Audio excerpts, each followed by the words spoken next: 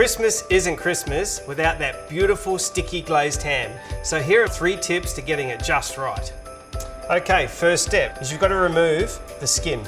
So it's quite easy to do. Just run your finger around between the skin and the fat, peeling that skin off there.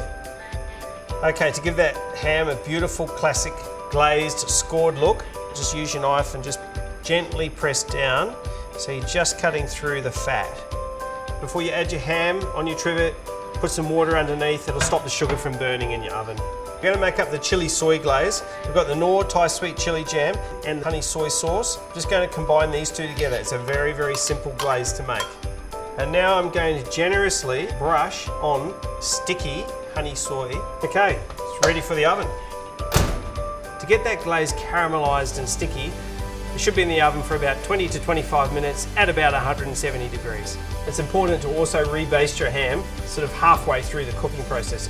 A couple of other options to glaze your ham. There's a mustard or a tomato chili jam. Look at this ham. Absolutely beautiful, juicy and succulent with a delicious sticky glaze.